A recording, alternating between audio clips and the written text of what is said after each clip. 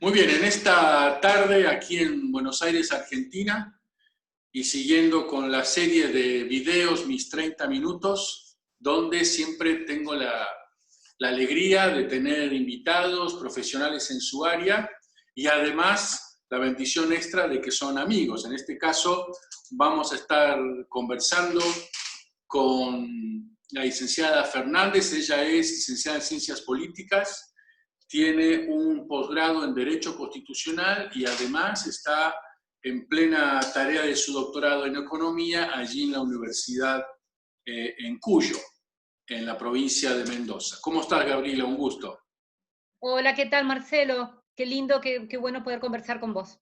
Bueno, muchas gracias por dedicar este ratito. Obviamente el tema que nos rodea hoy es justamente lo que tiene que ver con tu especialización y máxima en este tiempo de análisis político en relación a la Constitución Nacional, el rol de las instituciones.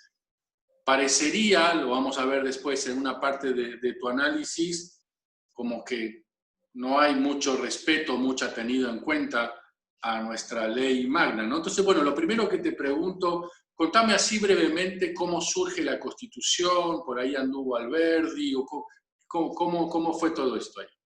En realidad fue un tiempo bastante anterior a Alberdi. Hace poquito, justamente el 9 de julio, festejando la independencia, tuvimos una charla con el Instituto Argentino de Derecho Constitucional y fue maravilloso escucharlo y ver que los primeros hombres de la patria inmediatamente de declarar la independencia pensaron ya como nación de conformar, de armar, de idear una constitución nacional. E inmediatamente se conforma el Congreso Constituyente y por eso, como antesala de la Constitución de 1853, tenés la Constitución de 1819, que tiene muy poquito tiempo de vigencia, prácticamente nada, porque como las provincias del litoral estaban en desacuerdo, está la famosa batalla de Cepeda de 1820, y esto hace que no avance o no progrese en la Constitución del 19. Luego tenés también, que se toma como fuente para los constitucionalistas del 53, la Constitución de 1826, cuyo ideario detrás de ella estaba Bernardino Rivadavia. Justamente por su carácter unitario de esta Constitución, es rechazada por las provincias y tampoco progresa. Y así como vienen muchos años de luchas intestinas entre unitarios y federales, hasta que, bueno, culmina esto con el Acuerdo de San Nicolás, ¿no?, el 31 de mayo de 1852, para convocar justamente a un Congreso Constituyente. Si bien en mayo se convoca ese Congreso, en septiembre Buenos Aires rechaza la idea, justamente por algunas, digamos, algunas propuestas que tenía esta Constitución que para ellos no la aceptaban, entre ellas que era la igualdad de representación en el Congreso con 2 diputados por cada provincia, entre otras cosas. Y también, por supuesto, la nacionalización de la aduana. En esa época ya los porteños pensaban que Dios atendía en Buenos Aires, ya ellos tenían... Sí, tal cual. Creo que eso fue fomentado en la época del virreinato, claro, ¿no? Porque claro. justamente toda la parte del comercio y demás, que todo nacía desde allí, desde Buenos Aires. Así que bueno, el 1 de mayo del 53 fue aprobada la Constitución, por eso el 1 de mayo, no solamente el Día del Trabajador, sino también el Día de la Constitución Nacional. Y, bueno, por supuesto, como todos lo saben, Santa Fe fue la sede, digamos, de la aprobación de esta Constitución. Además de estas constituciones, como referentes para la del 53, se toma la Constitución de los Estados Unidos y, por supuesto, el libro Base y Punto de Partida para la Organización Política de la República de Alberdi, que, digamos, es el padre intelectual de la Constitución del 53. ¿Qué es lo que hace para vos, Gabriela, que la Constitución tenga esa relevancia tan increíble, tan extraordinaria? Yo he escuchado frases que no suenan muy politológicas, pero son muy fuertes, como que nuestra Constitución es hermosa, es completísima, es realmente un modelo para otras constituciones de otros estados. Según tu mirada, ¿qué es lo que le hace que nuestra Constitución sea tan relevante? Y porque la Constitución te dice qué rumbo va a tomar la nación, ¿no? Siempre recuerdo el mensaje de Alfonsín cuando cierra su campaña y él dice, cuando nos vean pasar por el camino y digan a dónde van ustedes, nosotros diremos, afianzar la justicia, consolidar la paz interior, a promover el bien, etcétera, etcétera, etcétera. Y empieza a redactar el preámbulo de la Constitución, ¿no? Entonces, para mí la ley nos da un rumbo. Y hay una que es la ley de leyes, que es la Constitución Nacional.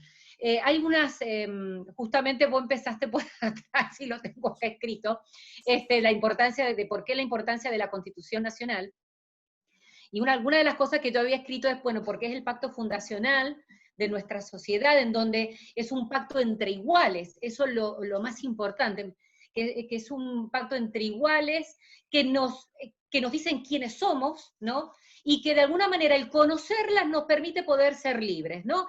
Cuando Jesús decía, el líder de la religión cristiana, de que la verdad os hará libre, significa de que justamente el conocer te permite a vos saber hacia dónde vas. Y en palabras de alguien, un sociólogo francés, decía que cuanto más desposeídas son las personas, culturalmente sobre todo, más obligadas e inclinadas están a confiar en los mandatarios. Esto lo decía Pierre Bourdieu. Es decir, que si vos mientras menos sabés, ¿no?, más estás supeditado a lo que otro te diga que tenés que hacer, claro, ¿no? Y ya me adelanto un poquito más acá de otro, vamos para salto de unos siglos terribles, de uno al otro, un autor que a mí me encanta, que también es sociólogo, Zygmunt Bauman, él habla respecto de la importancia que tiene la norma, la importancia que tiene la ley. Él dice que la ausencia de normas o su mera oscuridad, que es la anomia, ¿no?, es lo peor que le puede ocurrir a la gente en su lucha por llevar adelante sus vidas. Las normas posibilitan al imposibilitar. En cambio, la anomia augura una imposibilidad lisa y llana. Qué interesante, qué interesante definición. No, es impresionante. Cuando una ley te impide hacer tal cosa es porque te permite hacer otras. Porque estamos viviendo en una sociedad, ¿no?, en donde todos tenemos derechos, y esos derechos también tenemos derecho a ejercerlos. Entonces, si no se me limita de alguna manera mi accionar o determinadas cosas, no es posible la libertad de los otros. La Constitución Nacional fundamenta, declara, describe el sistema republicano del cual nosotros, como país, hemos adoptado, ¿no es cierto? ¿Es así? Sí, en el artículo 1 lo dice claramente. Lo leo textualmente porque me decía la vez pasada un amigo, qué bueno, Gaby, que agarraste la Constitución y leíste lo que decía.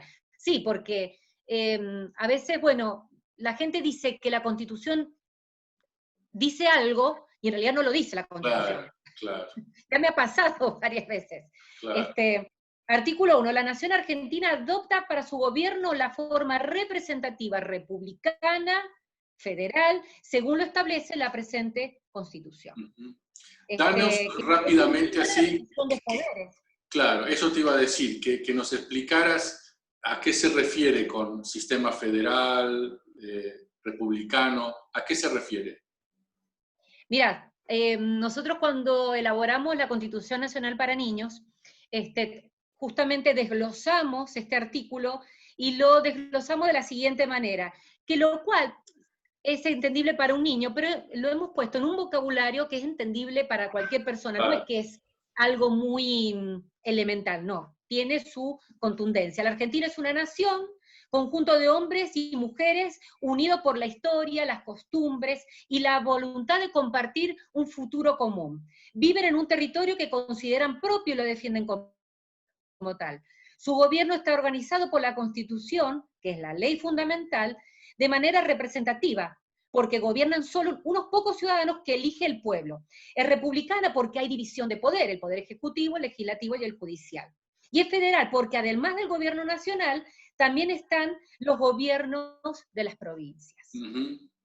Más claro, imposible. Esto es dentro de una república.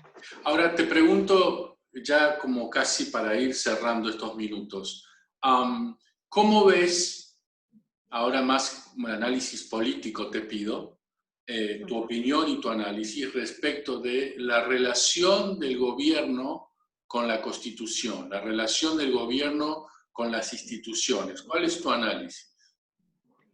A ver, la Constitución Nacional establece cómo debe organizarse los tres poderes del Estado, que tenemos en el caso argentino y pasa casi en la mayoría de los países latinoamericanos, en donde tenés un poder ejecutivo que es preponderantemente mucho más fuerte que los otros dos poderes. En este caso, en la Argentina, esto viene desde hace mucho tiempo. Esto yo creo que lo conversé en la charla que tuvimos la vez pasada a través del Instituto POVA, que tenemos el alfonsinismo, el delarruismo, el peronismo, o sea, es como que todos van detrás de una persona. Y esto es porque se ha generado dentro del Poder Ejecutivo un poder que se ha ido haciendo, pero también permitido por los otros dos poderes. Claro. ¿Esto es lo que algunos le llaman el hiperpresidencialismo? Exactamente, el hiperpresidencialismo. Déjame ver si yo lo encuentro por los números que se dijeron en una charla que estuvimos viendo respecto a los DNU. Ah, no, eso fue impresionante, acá lo encontré. Fíjate vos, para que vos veas el hiperpresidencialismo. El DNU, que es el decreto de necesidad de urgencia, es una medida excepcional que la Constitución Nacional le otorga al presidente de la Nación, pero cuando es imposible de que el Congreso se reúna, ¿verdad? Bien. Te voy a decir la cantidad de DNU.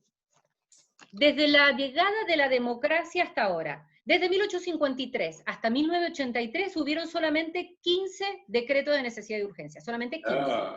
Ahora, cuando llega la democracia, Alfonsín hace 15, es decir, él en su gobierno ya hace todo lo que se hizo durante toda la historia argentina como nación. Menem hace 550.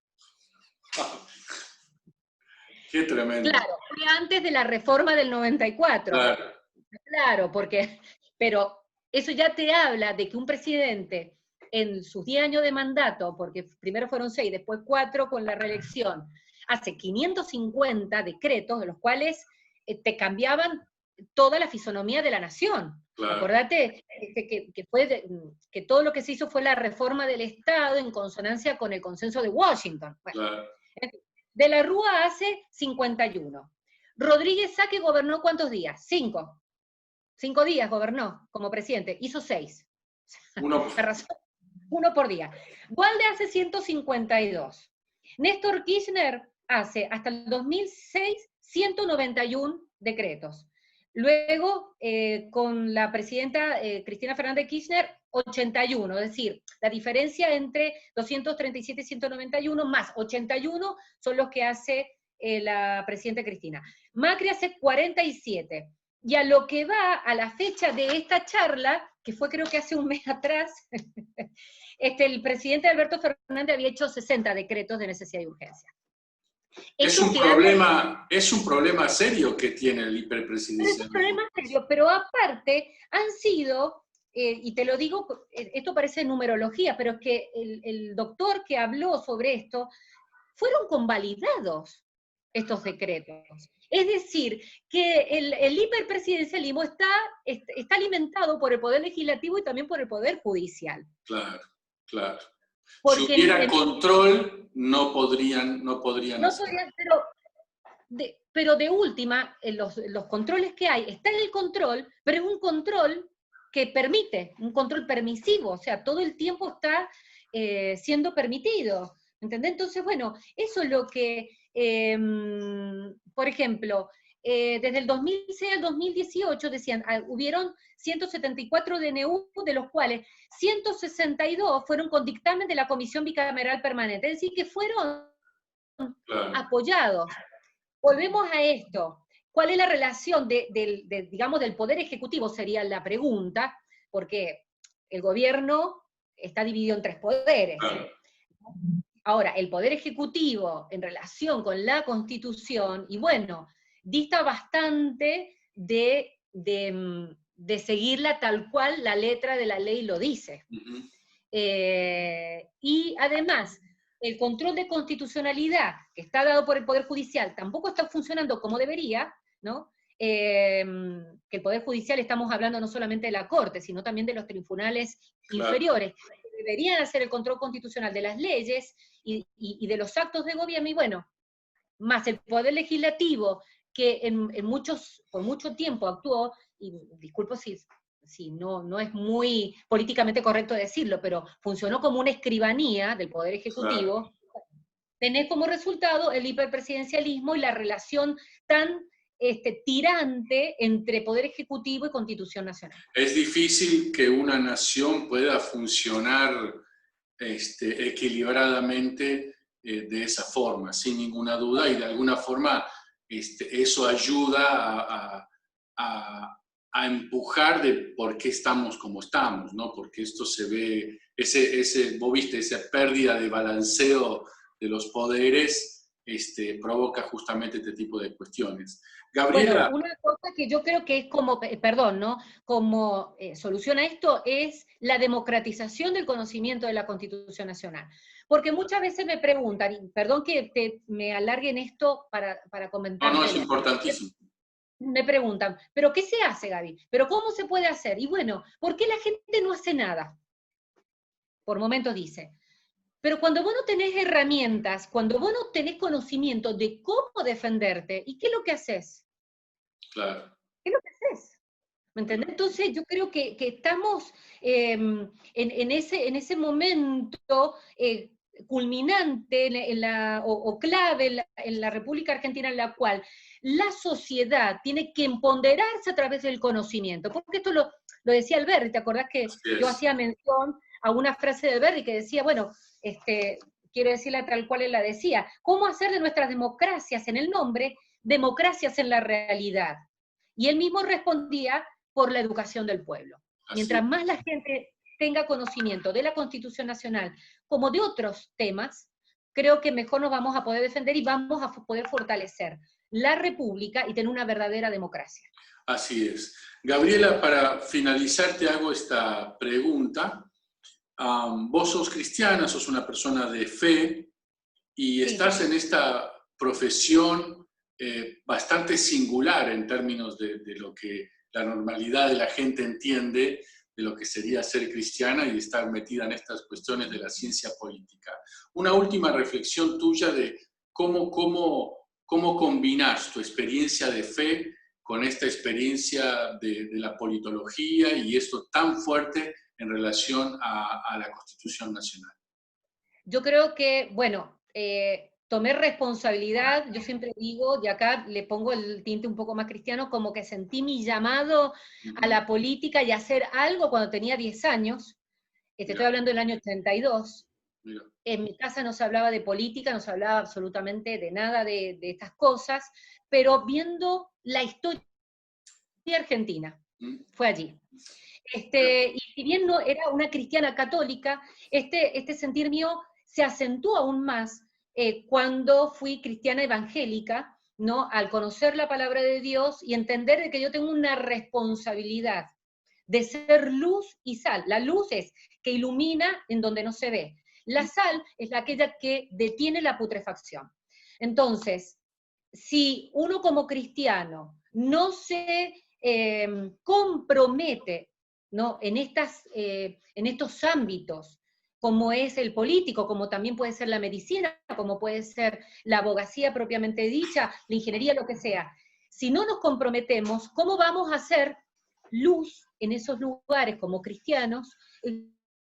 ¿O cómo vamos a detener este avance de la corrupción claro, que hay, por ejemplo, en nuestro país. claro. Yo creo que es una responsabilidad, y también la responsabilidad no solamente de comprometerme con ellos, sino en comprometerme a estudiar y a ser una mujer preparada, una ciudadana preparada para no cometer equivocaciones ni decir cosas que están fuera de lugar. Es como yo te decía fuera de grabación, que yo me pongo muy nerviosa con estas entrevistas, porque es un compromiso de decir lo que está correcto, lo Claro, que corresponde, no decir algo lo que me parece a mí o lo que podría ser. claro. Gabriela, un lujo poderte tener estos minutos. Muchas gracias de tu súper No, gracias a ocupado vos, Marcelo, tiempo. gracias por este espacio, y bueno, juntos con vos y con tantos otros que tenemos en mente, otra Argentina, no la de ahora, vamos a hacer el cambio. Así es. Muchas gracias otra vez, ¿eh? No, gracias a vos, Marcelo.